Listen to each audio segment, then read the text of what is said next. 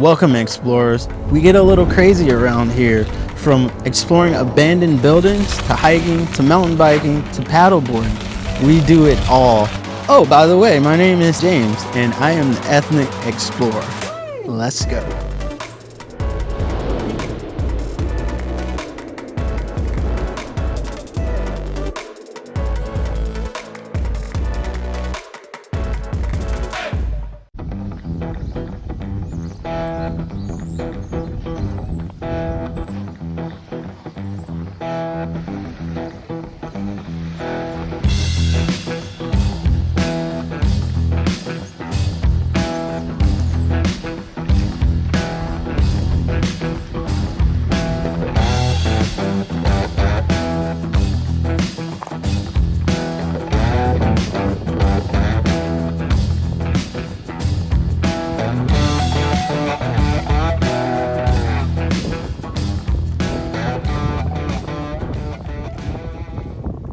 Some cherry pomegranate from Welch's. Mixed it up. And this moon teacup, I kept it because I'm a firm believer in recycling. So yeah, now I use this as a drinking cup.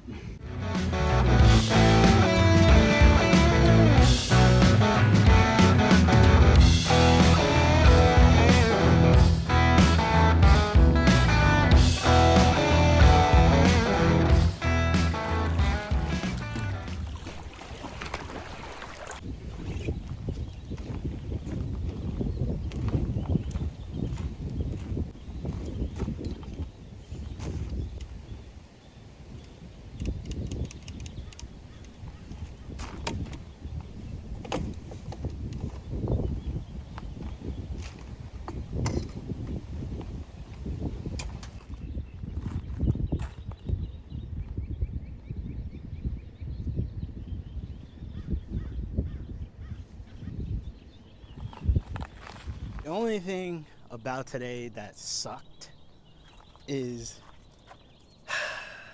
I don't know if you can see this, but yeah, water got into my shark clip surf watch, but it was entirely my fault because I took the screw out of the back to change the battery, lost it, and there's a screw missing, so water got into it. Normally this is a waterproof watch, but my fault now. My shark clip is ruined. What can you do? Oh well. I'll just have to get another one at some point. Oh, I love this.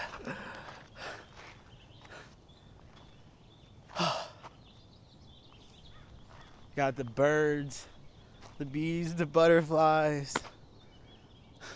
Beautiful weather. Oh, it's all just so beautiful. Not every day is like this though.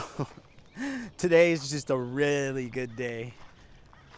Oh, I'm gonna make me some more of that pomegranate stuff.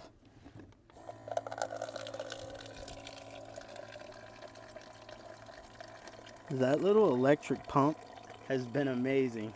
I would highly recommend this pump. I paid, I think, $13 for it on eBay.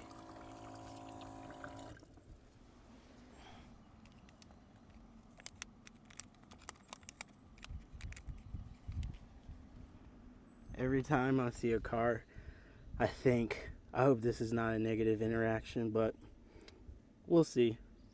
So after about I'd say 3 or 4 hours, finally more people showed up, which is crazy.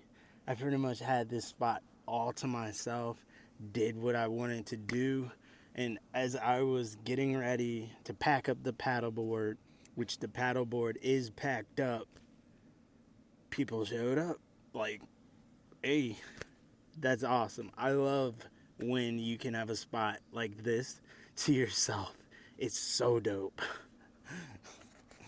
There is a lot of boats out there though, and a lot of people, I guess, water skiing. I don't know what you call it. You get tubing, I guess. But yeah, it's pretty awesome. I love this lake. This is Kerr Lake, biggest lake in Virginia. So, what don't I like about van life? Let's see. I don't like that I can only hold 5 gallons of water, and I have to refill this, I'd say, every 2, 3 weeks or so, because when it's hot, it literally, I like a camel, just absorb the water, drink all the water. And I also don't like that I have to choose a height for my bed because my van is so small. So I raised up my bed recently. That gives me more storage under the bed. But if I but that also leaves me less headroom to sit up, and I can't like sit on my bed now. I would be like that. But yeah, that's one downside to having a small van with a low roof.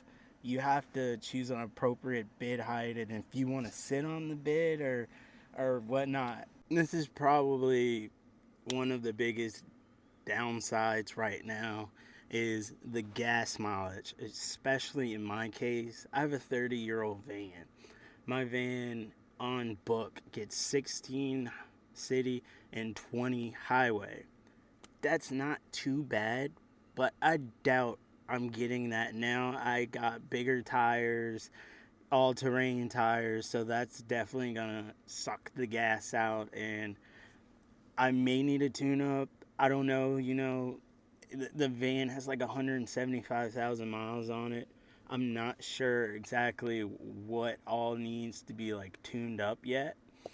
So that could be a contributing factor to the cost, but yeah, I don't get good gas mileage, and this is a 27-gallon tank, so it's over 110, 15, $20 to fill up. What do I like about van life? The freedom, my comfy bed, having food everywhere I go. I can just cook and not have to buy food. Being able to just post up and travel at the trailhead. Like, I can just sleep at the trailhead, wake up, hike in the morning. I have all my stuff with me. There's so much more that I enjoy. I just can't think of it off the top of the head, but I really enjoy van life. I wanted to do this for 7 years. I finally got to do it, and it is everything that I thought it would be.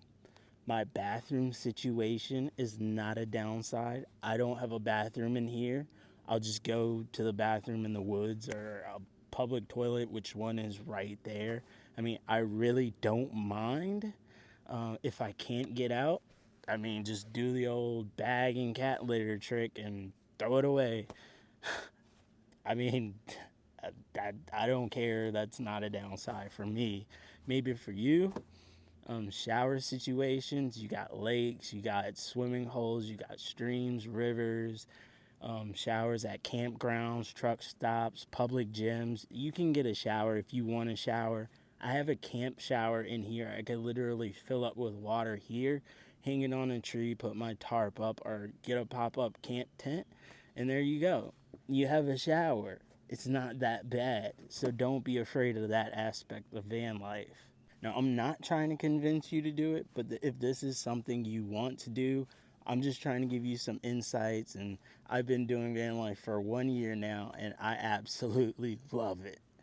The loneliness aspect of things, it does get quite lonely if you're always out by yourself, or if you don't have things to occupy you like a paddleboard, mountain bike, or hike. It can get pretty lonely. But there's also like van life groups, van life meetups. You can social network on like Instagram, meet other Instagrammers or YouTubers.